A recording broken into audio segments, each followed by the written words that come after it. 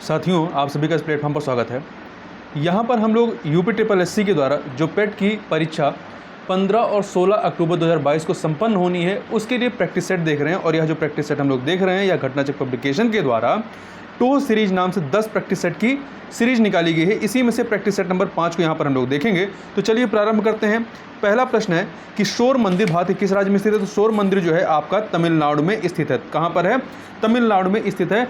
और यह तमिलनाडु राज्य के महाबलीपुरम में स्थित है। 7वीं शताब्दी ईस्वी में पल्लव शासक नरसिंह वर्मन द्वितीय के द्वारा इस शोर मंदिर का निर्माण द्रविड़ वास्तुकला में या द्रविड़ शैली में कराया गया था।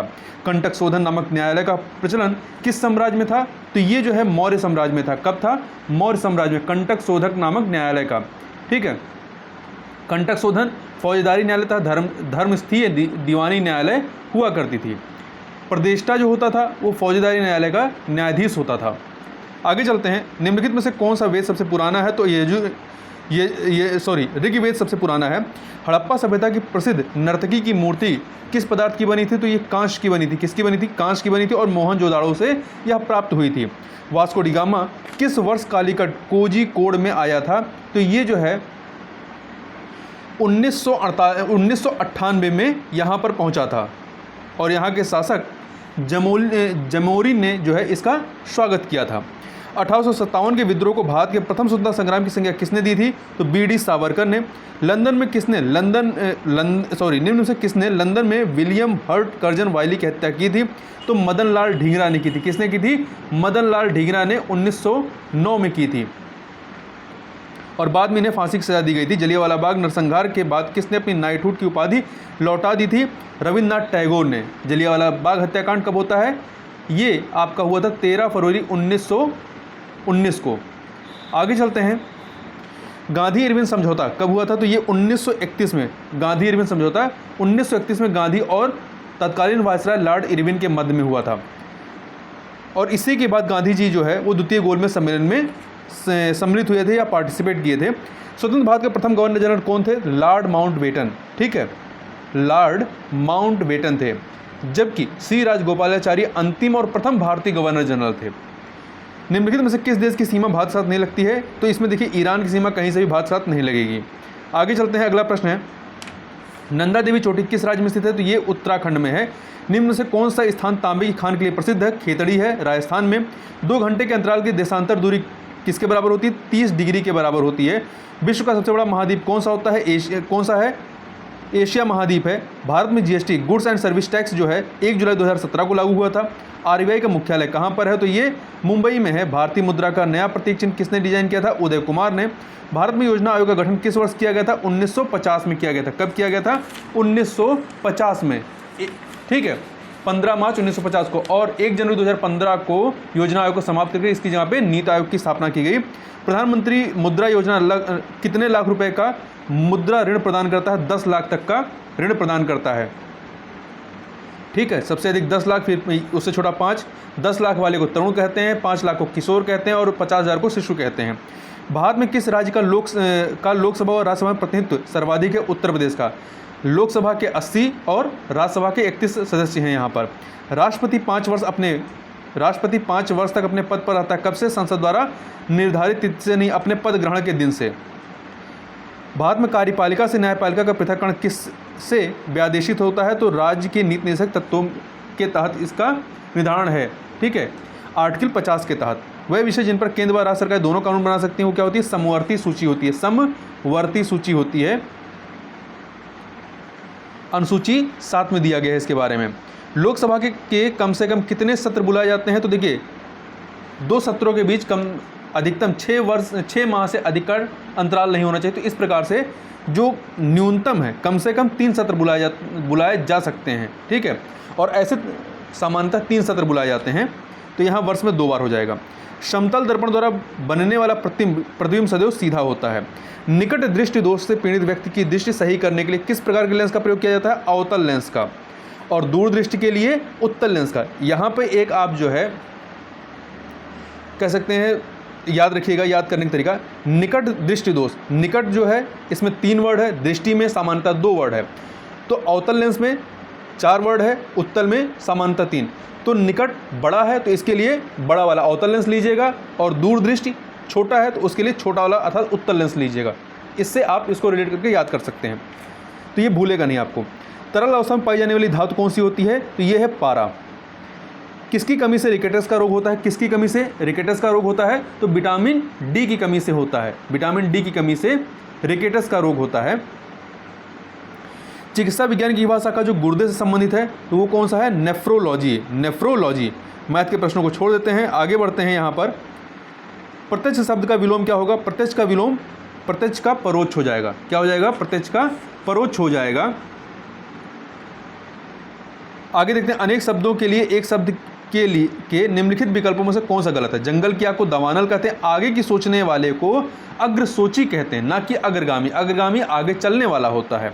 तो यहाँ पर बी वाला सही नहीं है। समुद्र की आग को बड़वानल कहते हैं, पेट की आग को जठराग्नि कहते हैं। कमल शब्द का पर्यायवाची होगा किसका? इंदिवर का होता है।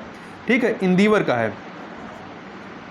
आगे चलते हैं, वैदेही वनवास किसकी रचना है? अयोध्या सिंह उपाध्याय हरियोध की है। ठीक है, अयोध्या सिंह उपाध्याय हरियोध की यह रचना है। आगे बढ़ते हैं, नाक का बाल होना मुहावरे का अर्थ क्या है?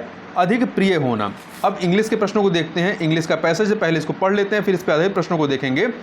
तो देखिए, dreams are both eternal and external since the ego और the director is absent during sleep. The neural pathways have a run of their own.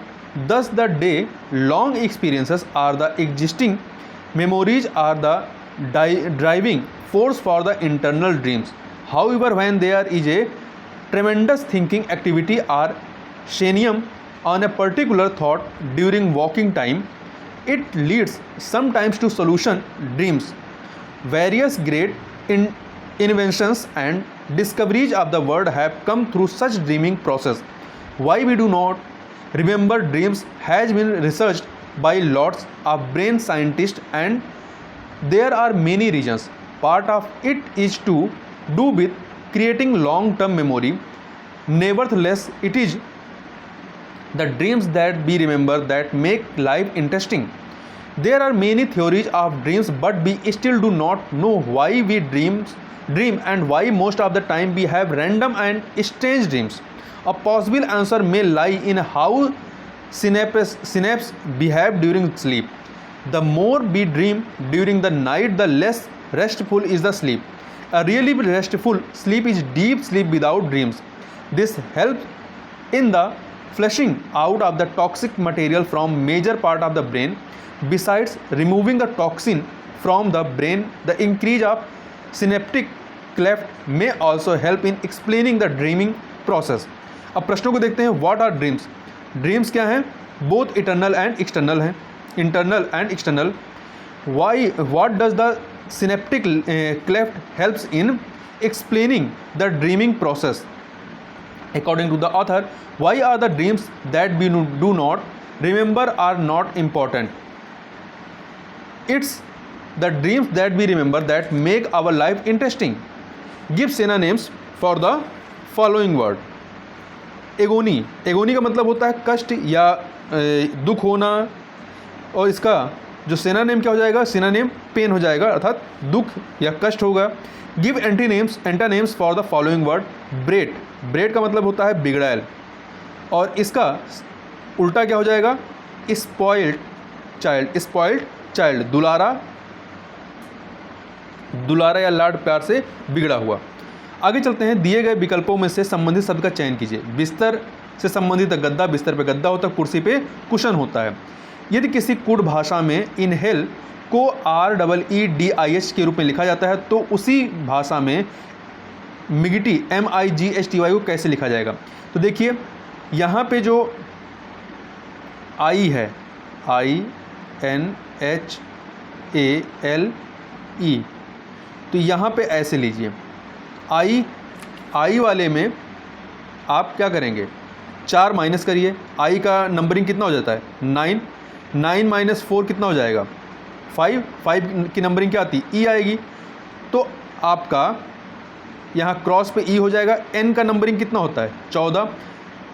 14 में 4 जोड़ दीजिए, 18 हो जाएगा, 18 नंबरिंग किसकी आती है, आर, तो आई के नीचे आर हो जाएगा, आई के नीचे आर हो जाएगा और एन के नीचे ई हो जाएगा। इसी प्रकार से क्रॉस करते हुए आप पहले वाले में माइनस करेंगे, -4 करेंगे, दूसरे वाले में +4 करके आप इसको सॉल्व करेंगे तो यहाँ पे MILCCP आ जाएगा।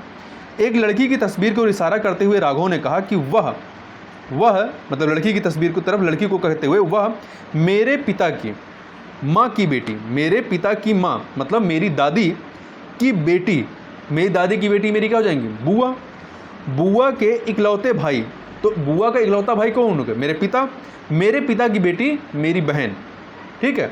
तो राघव के पिता का उस लड़की की माँ से क्या संबंध होगा, तो राघव के पिता, चूंकि उस लड़की की माँ क्या होगी, राघव की माँ होगी, तो राघव के पिता का उस लड़की की माँ से क्या संबंध होगा, पति का संबंध होगा, हस्बैंड। सी ऑप्शन यहाँ पर सही हो जाएगा। आगे चलते हैं, क्वेश्चन नंबर 49 को देखते हैं।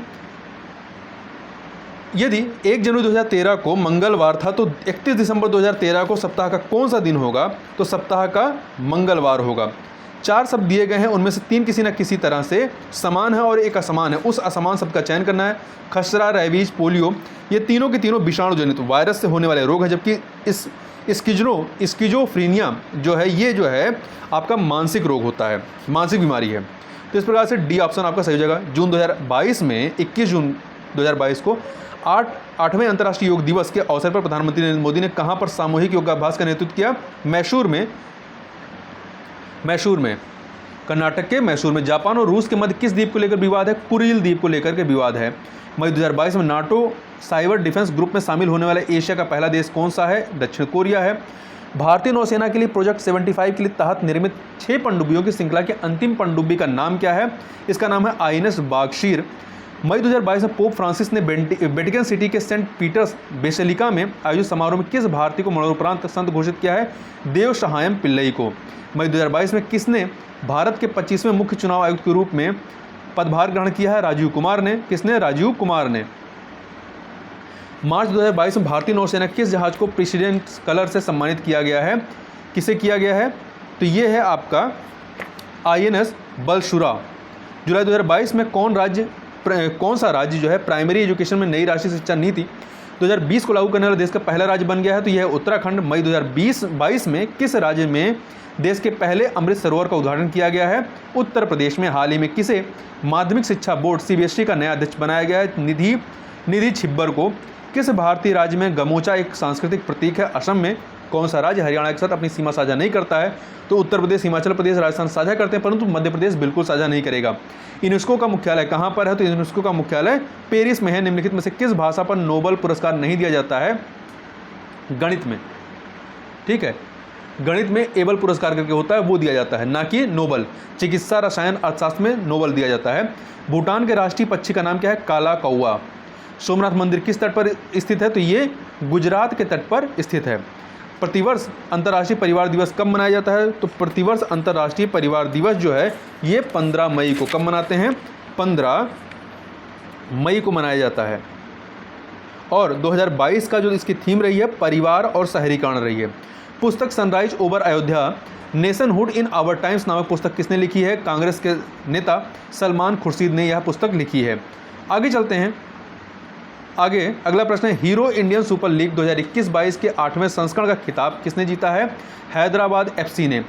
31वां सरस्वती सम्मान किसे प्रदान किया गया है, तो ये दिया गया है प्रोफेसर रामदर्श मिश्र को। किसको दिया गया है, प्रोफेसर रामदर्श मिश्र को दिया गया है, उनके कविता संग्रह मैं तो यहाँ हूँ के लिए। आगे चलते हैं, नीचे अगला है हिंदी का गद्यांश, इस पे आधारित प्रश्नों को हमें सॉल्व करना है। तो देखिए पहले गद्यांश पढ़ लेते हैं। सारा संसार नीले गगन के तले अनंत काल से रहता आया है, हम थोड़ी दूरी पर ही देखते हैं क्षितिज तक, जहाँ धरती और आकाश हमें मिलते दिखाई देते हैं, लेकिन जब हम वहाँ पहुँचते हैं तो यह नज़ारा आगे खिसकता चला जाता है और उस नज़ारे का कोई और छोर नहीं है दिखाई देता। ठीक इसी तरह हमारा जीवन भी है। ज़िंदगी की ना जाने कितनी उपमाएँ दी जा चुकी हैं, लेकिन कोई भी उपमा पूर्ण नहीं मानी गई, क्योंकि ज़िंदगी के इतने पक्ष हैं कि कोई भी उपमा उस पर पूरी तरह फिट नहीं बैठती है। बर्नार्ड शॉ जीवन को एक खुली किताब मानते थे और यही मानते थे कि सभी जीवों को समान रूप से जीने का हक है। वह चाहते थे कि इंसान अपने स्वार्थ में अंधा होकर किसी दूसरे जीव के जीने का हक ना मारे। यदि इंसान ऐसा करता है तो यह बहुत बड़ा अन्याय है। हमारे विचार स्वाभाविक रूप से एक दूसरे से मेल नहीं खाते हैं, लेकिन इसका मतलब यह नहीं होता कि हम दूसरों को उसके जीने के हक से वंचित करते हैं। यह खुला आसमान, यह प्रकृति और यह पूरा भूमंडल हमें दरअसल यही बता रहा है कि हाथी से लेकर चींटी तक सभी को समान रूप से जीवन बिताने का हक है। जिस तरह से खुले आसमान के नीचे हर प्राणी बिना किसी डर के जीने सांस लेने का अधिकारी है, उसी तरह से मानव मात्र का स्वभाव भी होना चाहिए कि वह अपने जीने के साथ दूसरों से उसके जीने का हक न छीने।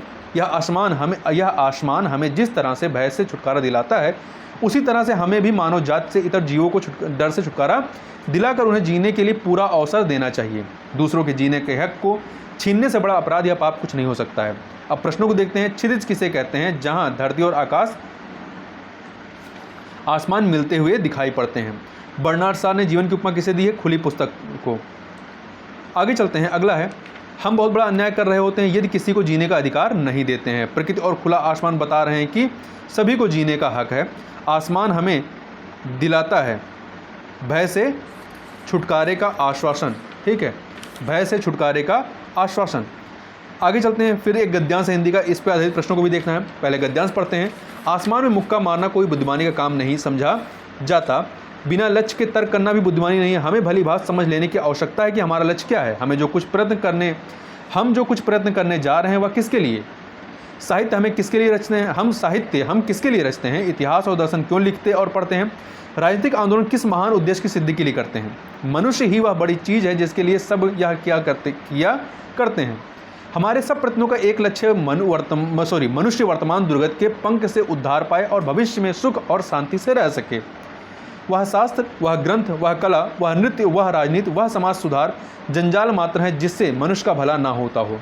मनुष्य आज हाहाकार के भीतर त्राहि त्राहि पुकार रहा है। हमारे राजनीतिक और सामाजिक जीवन सुधार से अन्न वस्त्र की समस्या सुलझ सकती है, फिर भी मनुष्य सुखी नहीं बनेगा। उसे सिर्फ अन्न वस्त्र से ही संतोष नहीं होगा, इसके बाद भी उसका मनुष्य बनना बाकी रह जाता है। साहित्य वही काम करता है। मनुष्य नामक प्राणी तो पशुओं में ही एक विकसित प्रजाति है, और यदि मनुष्यता के गुण और मूल्य उसमें नहीं है तो वह मनुष्य नामक पशु ही है, मनुष्य नहीं। भोजन करना, सोना और वंश वृद्धि जैसे काम प्रकृति के द्वारा तय हैं। सच्चा मानव बनने के लिए उसे जो दृष्टि चाहिए उसे पाने में साहित्य सहायक हो सकता है। प्रश्नों को देखते हैं। आसमान में मुक्का मारने से आशय है निरर्थक कार्य करना। बुद्धिमानी नहीं है किसमें? आसमान में मुक्का मारना। आगे चलते हैं। साहित्य, कला, नृत्य आदि व्यर्थ हैं यदि उनसे मनुष्य का हित ना हो सके। अन्न, वस्त्र आदि की समस्याएं हल हो सकती हैं सामाजिक सुधारों से। मनुष्य के लिए प्रकृति द्वारा तय कामों में क्या नहीं है? वंश वृद्धि, सोना, भोजन करना, है, परंतु अन्न वस्त्र की पूर्ति ये नहीं है। तो इस प्रकार से यहाँ पर हम लोगों ने इन प्रश्नों को देखा। तो इस वीडियो में बस इतना ही। मिलते हैं नेक्स्ट वीडियो में, तब तक के लिए बहुत बहुत धन्यवाद।